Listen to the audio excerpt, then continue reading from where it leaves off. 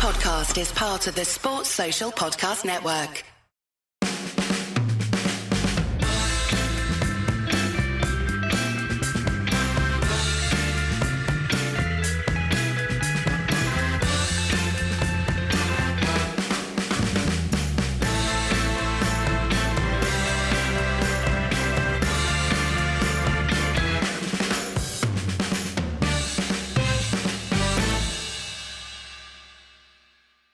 Good morning. How is it going, Wayne? Good morning, Ed. I'm not bad. How are you? Yeah, I'm fine. I'm actually out in the middle of nowhere, so in a hotel. So if the sound quality is a bit off or there's a little bit of a delay in me when speaking, it's because I'm outside of civilization somewhere. Yeah, and if my sound quality is a little bit off, it's because I've been stuffing my face with Easter chocolate, and yeah, it's been very indulgent but good fun.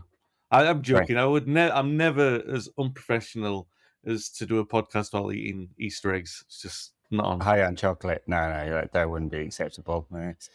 Yeah, I spent Easter in the middle of the Redwood Forests. So I'm Yeah, sort of Northern California area. Very nice. beautiful. Yeah, you did send me pictures, Ed, and I still think it's Southport, but you claim it's California, and I'll just have to trust you on that. I've been on those sand dunes in Southport, and the sort of chips and gravy wrappers gave it away, but no. Yeah, that's it. I'm just doing it for Instagram likes here. Pictures of Southport claiming it's Northern California. Pictures of Blackpool Tower claiming I'm in Paris. It's the usual. We've all done it. So yeah, much more glamorous life than is reality. Well, talking of glamorous, United beat Everton. It wasn't really glamorous, was it? But it was a solid victory. No, it wasn't. My pre-match hopes of it being a horrible day. I don't even know how that works out. I pray. I'm the only person in history who's prayed for a rainy day in Manchester, and I didn't get one. I don't know how that happened, but it did. And actually, I felt Ten Hag, to his immense credit, changed it up for the Everton game. I didn't know what he was going to do with that midfield because obviously we've talked about it before and we talked about the condition. Well, my theory that the conditions helped us on Wednesday night. Felt that Everton, to be fair, I felt like Everton might be more resolute than what they actually were, but we pulled a good trick in having Fernandes at the base of the midfield because it made him less susceptible to taking a risk. He knew that he was put there to be more sensible in possession, and putting McTominay in this advanced role to sort of take advantage of his increased confidence lately. So it was a masterstroke. We had a lot of chances. I don't think the quality of them was great, but we did have a lot. Antony tried that shot a few times again. One time it nearly got us a goal. But I think that the main thing over the last two games is we knew that we weren't going to have the control in the midfield. I felt that Ten Hag has come as close as he ever has to finding a solution to that in the last game against Everton. I still don't think it'd be a long-term solution, but it was a solution that worked. And what we wanted to see post-Newcastle was a response, and we did get that in both games. So 6 points, and especially with the other teams around us winning, Ed, I don't think we could have asked for much more. I don't think it wasn't beautiful. Like you said, it wasn't glamorous, but job done. Yeah, 21 shots in that first half, and I think 3 of them were on target, and that kind of tells the story of the season in a way, doesn't it? So yeah, it's Marcus Rashford's shot conversion ratio is the highest it's ever been in his career. Won't surprise anyone, that one, I suppose. But if he's not quite firing, I guess we'll talk about the problem with him. That's a problem. United have become reliant, haven't they? And then just generally throughout the team not converting chances, despite some pretty controlled build-up play in that first half. And you're right about that midfield.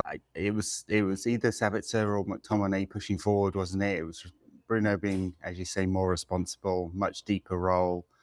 Don't think we expected that. That's Ten Hag's second tactical masterstroke after playing Wout Weghorst at number 10.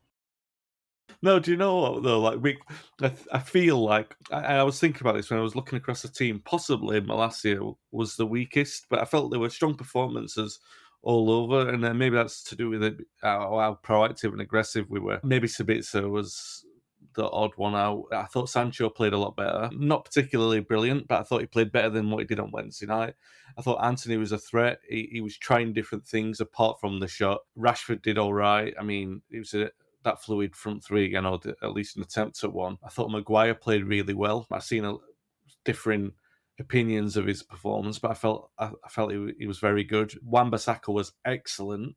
Martinez, the standard what we've come to expect of him. So I just felt there were good performances all over the pitch. And even though it wasn't, like we said, it wasn't glamorous, it was the kind of like a routine 2-0 win, the kind of which, like we've spoke about this a few times on the pod this season, where there's been something that we would previously have classified as routine, and we've taken it for granted. And this was that kind of performance. And when you see it, and you see all the performances, at least a 7 out of 10 steady, then I do still feel like it's fair to give credit for that, considering the amount of criticism that we've fairly given the players. So I was really impressed with it. The one criticism that you'd make is that United created 7 big chances in this game and missed 6 of them. And that if you don't convert your really high quality chances, and I think that one of the bigger problems United have had is actually creating high quality chances a lot of the time. So against Brentford, for example, a lot of long range shots, don't tend to score those, obviously. Nature of the chance created. Against Everton, some really big ones and important ones, and it probably should have been a more comfortable victory. But this stage of the season, I mean, 3 points is 3 points at any stage of the season, but right now it starts to feel just about getting the points, especially with Spurs winning against Brighton. That's probably a surprise given the relative sides' form, and Newcastle continuing to win, not a surprise. Then United had to do something, and coming back from recent defeat to Newcastle, 2 wins on the bounce this week. That's all important. Yeah. I mean, like I said, good performance there. I thought as well, Pickford deserves some credit. He pulled off a couple of good saves. Quality of the chances, it can be concerning. I looked at the goal tally and it's just over, is it 44 or something, which is really low. And I know that we sort of hinted on this on the last podcast. I do wonder if the Marcus Rashford injury may liberate, and I say this very cautiously, may liberate us a little bit. In that we are fortunate in a roundabout way that Eriksen's going to be back and Casemiro's back. So you've got one creative player and one player who completely changes the composition of the midfield. If you've got that basis, and let's be fair, that those two haven't always been there throughout the season. If you've got that as a basis, then I think it's fair to expect that there's a solid platform for whoever the front three is to be a little bit more dynamic, and for that the interchangeable movement and all that sort of stuff to come with better benefits. Having said that, obviously then it's asking Sancho to step up. It's asking Martial. If I'm speaking in the hypothetical absence of Rashford, or probably not hypothetical, he's likely to miss at least Sevilla. So he's asking one of those players to step up, but I don't think that's an unreasonable request to ask Sancho or Martial to put in a shift over 2 legs against Sevilla or at Forest away. I think that's not going to say the least we should expect, but it's around about the least you expect of a Manchester United player to be able to do that, to not be thinking, oh, this is a big ask for him. This should be a really good opportunity for them, especially considering the fact that Casemiro and Eriksen are back. So you're looking at that thinking, actually, there's an opportunity here for those players, rather than it being, oh, this is a nightmare. Because the fact of the matter is, and this is something that I've talked about with Paul Parker a lot this season. Paul's received a lot of criticism for it, saying Rashford's general performance level without the goals hasn't actually been that great. And I don't know if I 100% agree with him with that. I think his performances have been better than what perhaps Paul has always given him credit for. But I know what he's saying, and the point is somewhat salient, that the goals have not masked anything. The goals have been a massive bonus, and Rashford's play generally has improved considerably, but he's still not playing like a Ballon d'Or winner. Like if we're not scoring or creating chances, he's not dragging the team by himself. Basically, like against Newcastle in other big games, he can look like he's adrift from the side, and that's not a criticism, by the way. I'm saying greatness is defined by the players who do that. And that's a different thing to criticism. So in the event that he's not there, I don't think it's too big an ask for these players to step in and do something. In fact, I do think it's an opportunity, and considering the way that Ten Hag has been finding solutions, and because of the way that the last week has gone in finding solutions, I feel quite optimistic that we'll see a good reaction in those games, even without Rashford. Right. Yeah, I hope so. I mean, the mere fact that United have got a very poor goal scoring record this season is a worry in itself. And then you take out 28 goals and United barely score at all. So it's, yeah. Did It's say not I'm being optimistic. Yeah, it's definitely not unreasonable to expect other players to step up and fill the void, although I don't think there's been a lack of effort in the team this season. So I don't think it's that. I think it may be a tactical solution that Ten Hag tries, or it may be just as simple as Martial plays through the middle and Sancho gets a chance to have a few games in the side, which he's not really had this season. I guess we should talk about Martial. He scored. That's his first goal for, well, I don't know how long. It's a very long time anyway. And you're never in a good situation if you have to rely on Antony Martial to bail you out. But we are going to be in that situation. So let's just hope it's short term, hey? Because not that I don't think he's a very talented fella, but history has told us that he cannot stay fit for very long. So expecting him to play back-to-back games, which is what United have until we're out of the Europa League, is probably unrealistic. But we always had the mighty Wout to bring in as well, and his goal-scoring prowess. Or maybe Ten Hag will find another solution. I wasn't expecting Bruno to play at 6 and Savic to play at 10 against Everton, for example. It logically doesn't seem to make sense. So maybe we go to Big Harry Maguire up front or something like that. Wow. Yeah. The thing with Martial is, like you've kind of already said and I alluded to when I was speaking about him earlier, and maybe this is a level of expectation kind of thing. Do you expect him to come on and look hungry? Like, now he's been out of the side for a long time. Do you expect him to run around with passion and determination, thinking it's going to be his last chance? No, you don't. You expect the languid Martial hanging on the periphery, hoping that he's going to be involved in the intricate 1-2s and the movements and stuff like that. Is he the kind of player who's going to take an attacking lineup by the scruff of his neck and say, I'm the main man around here? I still don't think so. Is it wrong to expect him to do that? Probably not at this moment in time, because we know what to expect from him. Is that going to be the difference? Should it be the difference? Marks him out as someone who won't be a long-term Manchester United striker? Yes, because that's been the thing that's been holding him back. And the penny hasn't dropped with him. And by the way, the penny's not dropped with us as well, because he's still being persistent. Oh, one more chance and all that sort of stuff. He's got so much talent. He's got all the abilities. He's got all the necessary abilities as well to be that kind of player, because we've seen him play with some kind of tigerishness before. It's not like he doesn't have these kind of abilities, but it's the motivation with him. And I don't personally know him, so speculating about his motivation and that kind of thing, it might seem a little bit off. But you can still see elements of it in his demeanour. And did he come onto the pitch on Saturday knowing that he's going to get a run in the side, because he is going to get those games?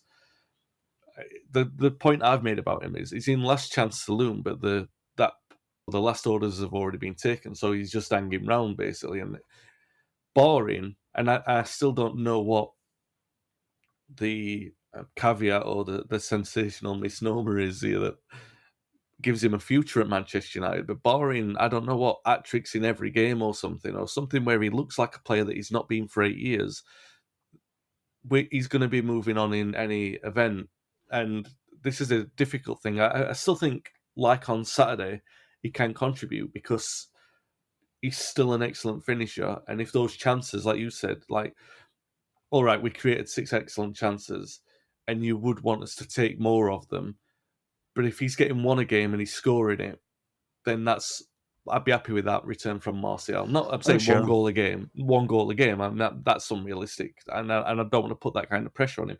I just think there's a chasm which we know exists with Antony Martial and Manchester United. What you kind of want from a forward, he's still got qualities.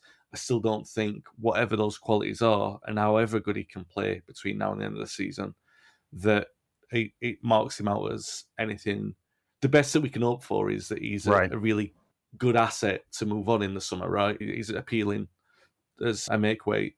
And if you looked at the market and said, how much would it take to buy a striker of Martial's quality, it would be a lot of millions, wouldn't it? But United will almost certainly move him on for almost no money because he's never fit and his motivation seemingly can't be relied upon. Now, I guess, as with many footballers, his career may also be held back, not necessarily by his desire to win, although it doesn't always look very strong, does it, on the surface, but also what's happening in his life generally. And it seems to be very complicated with Martial all of the time. I get very confused exactly how many girlfriends he has chasing him at the moment, but or ex-girlfriends. Chasing each other. Exactly. I mean, it is amusing, of course, but I'm sure for him, it's a major distraction in this, and this has been going on for many years. So that's not an excuse. It's just it's one of the factors that goes into making a complete footballer, doesn't it? And unfortunately, for all his talent, we have how many years now? 6? Is it more than 6? It's a lot of years 15. now. So we're coming up to 8. He's almost on a testimonial, and do you know? I feel like I was very heavily critical there. He's still got something to offer, as we saw on Saturday. It's just not expecting him to deliver the things that we know he hasn't been able to do it, and hoping, like you said, short term. Let's hope that short term this time is at least 6 weeks, because sometimes we're lucky to get that. So if we can get that, that's what we need at this moment in time. And if we get a semi-informed Martial, then that's more than what we were expecting, to be fair. So if he can do that, then I'll be happy. But I still stand by the idea that, or the optimistic theory that in the next 2 to 3 weeks, that it's a potentially good opportunity for United. I'm not necessarily heartbroken. I'm gutted that Rashford's going to be out, and hopefully it's not going to be for long, and hopefully he recognises it, because it obviously looks a painful one. You worry about them walking around and aggravating it. You just want him. I'm not always a big fan of the stretcher and the sponge, but I thought on that occasion it might have been worth it. Don't aggravate it by walking. But he did. Fair enough. Let's hope that it's not so bad. Let's hope that everyone's taken the biggest precaution they can, and that he's back soon. But if not, I still think it's an opportunity, because all those players, assuming that Casemiro doesn't get sent off for walking onto the pitch or for high-fiving someone, assuming that Eriksen stays fit, there's a really good basis there for those forwards to flourish. And we haven't seen Martial given a run with that kind of talent behind him, so it might be hat-tricks every game, who knows? Yeah, maybe that's what he needs to unlock him, or something like that. Yeah.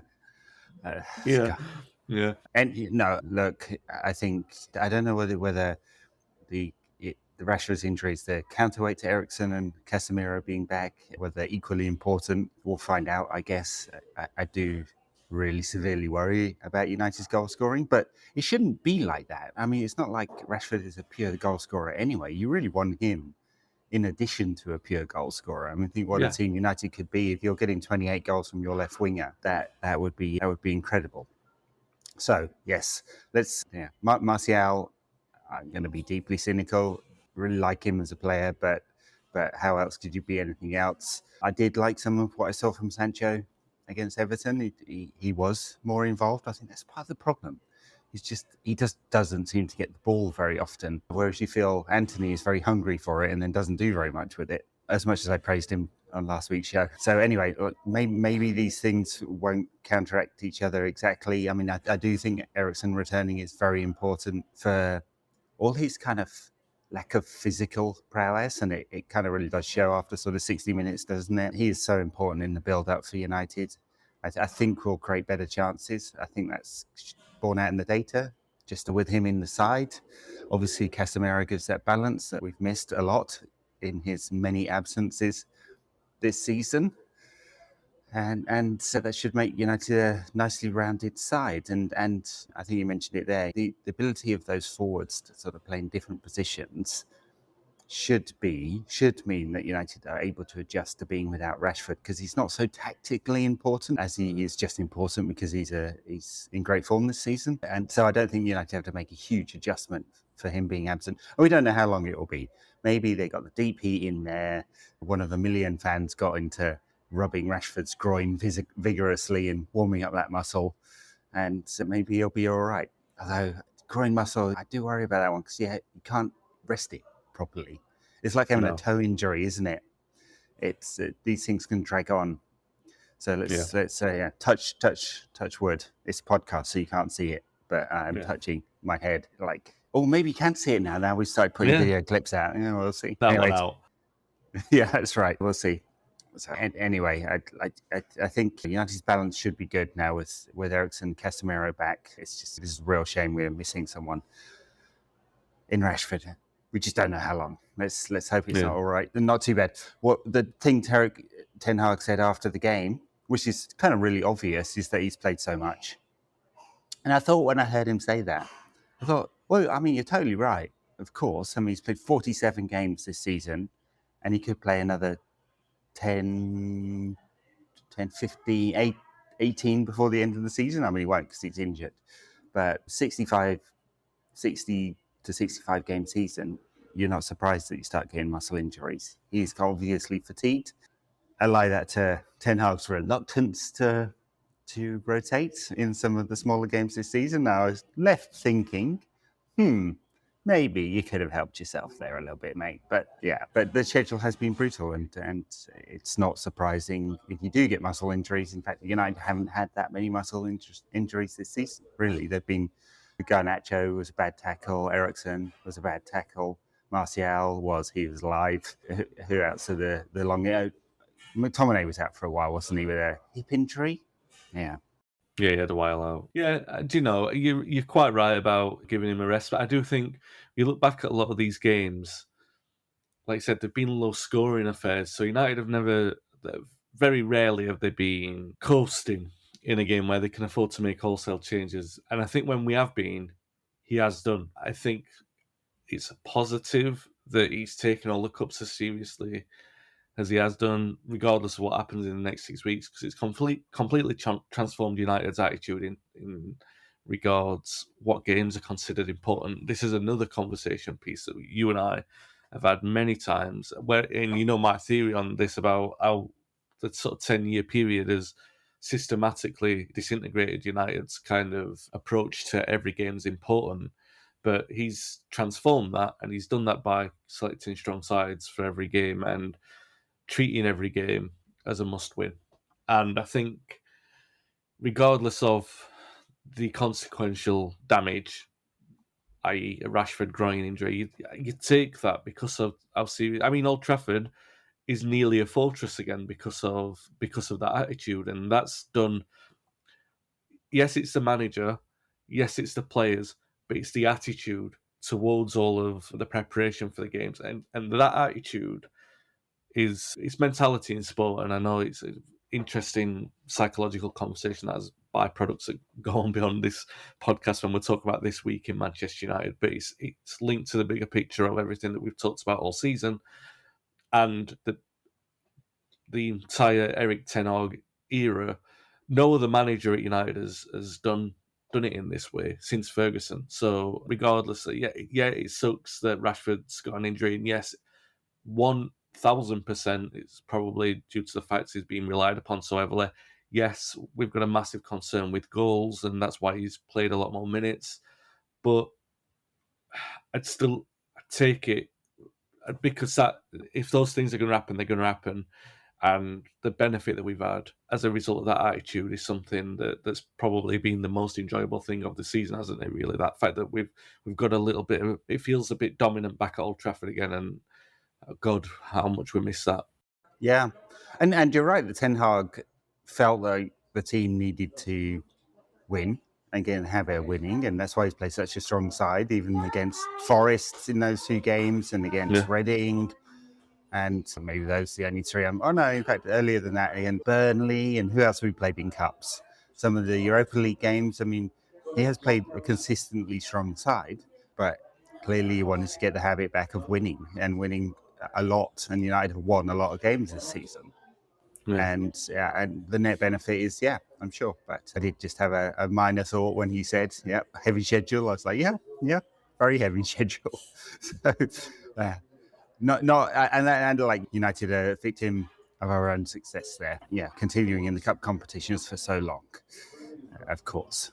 And not just that as well. It's with Rashford. Rashford is one example, but I feel where the players have been flogged, like Rashford, it's been like where Garnacho has had the injury and Martial's been out injured, so you've kind of had to rely upon him. Like when Casemiro and Eriksen have been out, it's been relying heavily on Fernandes and McTominay, and to a little extent Fred, although not so much in the last couple of games, but so heavily on those players that they've just had to put in 90-minute shifts all the time with very little breathers. Yes, one of them might have had a game out, but you couldn't have done that with Rashford. And on the occasions where he has done, and I'm thinking maybe Forest at home, he made a few changes, and then maybe West Ham at home in the Cup, he decided to make a few changes, and we didn't look like ourselves until we made the subs and brought that change back onto the pitch. It's like, oh, it's like United again. So I think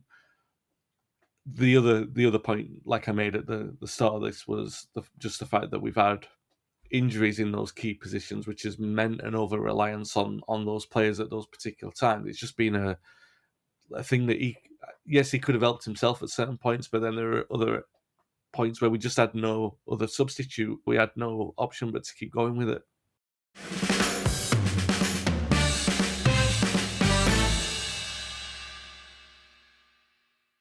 And then we move on to Europe and Sevilla on Thursday. So how much do you know about Sevilla this season? I've been watching them every week. No, I think the couple of times I've seen them, I think I was going to say they're better than what 13th in La Liga suggests, but they are a perennial Europa League side. They always come good in the competition.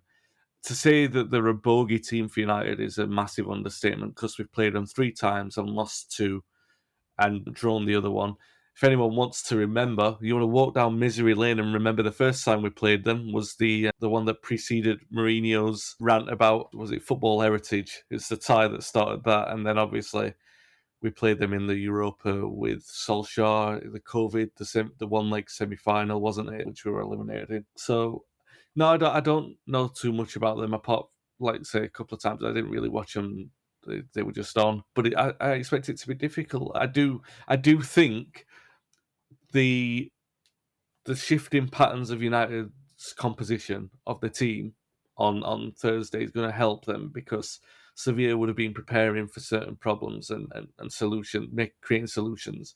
They'll be scouting at what's been available for United, and I don't think that they'll be expecting the United that they're going to be playing against in much the same way as we don't know what we're going to be seeing from United, but they won't be anticipating Casemiro's importance. They might have forgotten all about Eriksen and what he brings to the side. The dimension that Rashford brings if he's not there. They know a lot about Antony Martial, of course. Most of it they probably won't like, but he might. If Martial is nothing else, he's a player who gets going when he's got something to prove. So you might see some kind of motivation from him on that score. I just think it helps us in the same way that we might be feeling a little bit antsy about playing against them because of our record, but it helps us in the fact that we've got returning players and they've not really been available. So whatever they've been watching hasn't been what they're going to be expecting on Thursday night. Yeah. I mean, that's true enough. I mean, I guess there's, in a sense, although of course the United Ten Hag's team will have scouted Sevilla heavily ahead of this, but in a sense it is a brand new Sevilla side. There's a lot of change in that team. They've had some financial troubles. They've had some troubles on the pitch. They've fired their coach. Got a new coach, Mendilibar, is in now, I think. And new manager bounce and all of that. They didn't get out the weekend. They drew 2-2 with Celta Vigo, who are pretty good this season. So they're probably, from what I've seen, which is not a lot of Sevilla this season, they are probably better than 13th. But it's been a bad season. They used to being the top dog in the city of Sevilla, aren't they? And they're no longer that. They are Real Betis. Real Betis is the best side in Sevilla now. They're used to winning this competition, like 5 of them, isn't it? It's an incredible record in the 2000s. Yeah, most of them come in the last 15 years as well.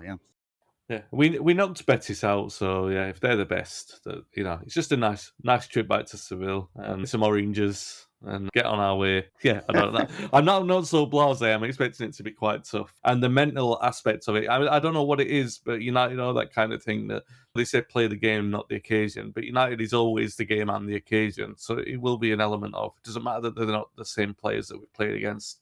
It will be, we've never got this result against Sevilla, so we really need to sort of step up and get something. Once you get that out, preferably with a nice thumping home win, and I think it helps. So we're at Old Trafford first, then enjoy Sevilla, Seville in the sun. It's a beautiful city. I don't know whether you've had the pleasure of going there, but amazing old town. The oranges do literally roll along the street because there's so many of them there. But a really, really nice town. I'm sure the away Reds will have a great time. Of course, we've been there a few times in recent seasons. But as for the team, I expect United to. I mean, that's a week's time. When's the second leg? A week? 2 weeks? Can't remember now. Yeah, I think it's next week. Yeah, it's next week. Okay. But I expect United to win this tie, even with Rashford out and troubles with goal scoring. I think it's just not. Sevilla just don't seem to be in that place right now that you expect them to pull off a really important victory. United have dealt very well with Spanish sides this season. I know that doesn't really mean anything as a piece of analysis, but perhaps the one game against Real Sociedad where we weren't very good, we also got robbed by a ref. Apart from that, some very strong performances against La Liga sides this season. This is the worst of the four that we've faced. Logic does dictate that we should be. This should turn out in United's favour, but I just think we're a stronger side, and I don't expect. I never go into that's the thing with Ten Hag. I never go. It can go right and it can go wrong, right? But most of the time it goes right, and I don't expect Ten Hag's team to be sort of outthought tactically. He has come up with very pragmatic solutions where he thinks he's got a problem. Now he's got a problem replacing Rashford's goals. Will he come up with a specific tactical solution for that? I don't think Sevilla are going to throw any surprises at us, like the way they play. It's very standard. Yeah. I think maybe they'll shock us and play Alex Telles in centre-back, which he has done this season, by the way. That may shock us. And I believe he is eligible to play as well, so we could see him in the Sevilla side. Really? Oh my god, I didn't know that. Yeah, no, because we did that with Milan and Dalot, wasn't it, a few years ago? A couple of years ago, Dalot played against us for Milan. So yeah, I would expect probably will do then. Yeah, you made a good point there about Ten Hag. You always do make good points, Ed. But I mean, this one in particular is a good one about Ten Hag because when it generally does go right. When it goes wrong, it tends to go catastrophically wrong. And you can't see that happening with Sevilla because they don't have the kind of players to be as ruthless as like Man City or Liverpool, as we've suffered. But if United are on their A game, and I say even on their A game, for example, when we played at Arsenal, yes, we were beaten, but we played really well for large percentages and portions of that game. We played really well. And you wouldn't say that went catastrophically wrong. You would have said one or two marginal decisions and the fact that we didn't have Casemiro. Now, you might be saying that kind of thing after Thursday night, saying, one or two bad decisions and we didn't have Rashford. But looking at the balance of it and looking at the quality of the opponent, that's where you're backing United to find a solution and where you're hoping that the quality of the opponent, with all due respect to Sevilla and to Forest over the next sort of 10 days, that United can build some confidence in those new patterns that they're probably going to have to form. Because, we've not seen Martial get a run with Eriksen in the side, for example, and the dynamism that comes from maybe Sancho's picked up a little bit of extra confidence from playing well against Everton. Maybe Antony knows that there's going to be an extra harsh spotlight on him to create something in the next couple of games in Rashford's absence, especially on Antony, because of whether or not that's right or fair or wrong. There will be a greater expectation on him because of the money that he was brought in for. So you're going to be looking at him saying, all right, now what are you going to do? And that might help liberate Martial and Sancho as well. I'm looking at it all positively just because I think that, like we were saying, Ten Hag does have a knack of finding solutions for these kind of things. And what I do like about us having this conversation is that a year ago we would have been looking at it thinking, we're just going to try the same kind of thing and it's going to be useless. Or even like with Vegas, you might be thinking, we're just going to carry on doing the same kind of thing. But now you're looking at a big absentee but you're still looking at it fairly positively, thinking he might even do something. And you've said it, I think you've probably said it 3 times on the pod already, that Ten Hag might well do something that we're not even thinking of, that, you know, he's going to come up with something completely different, a change of shape or something like that, or a difference, so like 2 people through the middle or something, and pack the midfield out. You just don't know. Because the other thing as well, I should mention, depends how, if Shaw might miss the game, because we still don't know the strong extent of his injury. Now, Malacia, I thought he played very well against Brentford. I thought he struggled against Everton. Not struggle might be too strong. I think he was trying too much to be like Luke Shaw against Everton. So he was getting himself into positions which he wasn't always comfortable with. Now, if he just plays the way that he is comfortable with, because he's very good when he does that, that also creates a different dynamic, because obviously Shaw and Rashford are so used to playing with each other on the left-hand side. Shaw and Sancho isn't always massively successful. So it gives Sancho the opportunity to try. If these are all conversations I'll be having privately, I just think that, just returning to the theme of what we've been talking about, I just feel really optimistic that the change is an opportunity. It's like what they're saying, is it China? I don't know if this is wrong or if it's just something I picked up from The Simpsons, that crisis and opportunity mean the same thing. You know, you've got an opportunity to try something different. And I'm looking forward to that, rather than thinking, oh God, even though I should be, oh God, we're missing 28 of our 50 goals or whatever it is we've scored this season. I should be panicking a lot more than what I am. Yeah, I'd forgotten about Shaw. Of course, he's been a very important player for United. I mean, it's interesting when Malacia does come into the side, he immediately inverts. It's just his natural game. He rather come on the inside than go on the outside, and so it's a very different proposition. A bit like Dello, really. He's very comfortable moving into those sort of midfield spaces, and Ten Hag wants that. It creates overloads. It creates dominance in midfield. He wants multifunctional players like that. I think that's why Dalot tends to get in the side more than Wan-Bissaka, though Wan-Bissaka is good against Everton, I thought. So it's a big decision coming up for that position. You mentioned Antony. There was a good thread that Smarter Scout did on Antony about some of the changes to his game this season. Like, he's taking a lot more shots than he used to. He's carrying the ball less than he used to. He's safer with his passing than he used to be. And I think all these things, like, kind of, they pass the smell test, don't they? He takes a lot of shots. Yes, he does. Perhaps he should not do that so often. And he's not creating much because he's playing those safe balls inside. And he does tend to do that. And anyway, whether he'll step up and fill Rashford's the gap that Rashford has left with goals, I'm not sure. We haven't seen that kind of output creation from him at all, or not even nearly, but others will. And yeah, you're right, it's gone catastrophically wrong sometimes, but for the first time in years, I feel fairly confident that the right answer is coming somehow. Maybe we're wrong, but I think the evidence of 40-yard games this season and Ten Hag shows that's probably the case. Yeah. The rare opportunity, the rare time where we're both feeling positive about it and optimistic. One of us has usually got some kind of grave reservation in there. Do we have anything that we can bring it down to? Do you want to double down on the Rashford fear? Wayne, we're just not going to replace those goals. Get the deep set panic routine, because this is going to be too comfortable for listeners. That's right. Well, Casemiro hasn't managed to get himself sent off for at least 3 games now. So there you go. There's always room for, yeah. All righty. Well, you're probably hearing some background noise from me. I'm in a hotel in, as I said, Northern California. So we'll probably leave it there. Thanks for joining us. Good luck on Thursday, lads.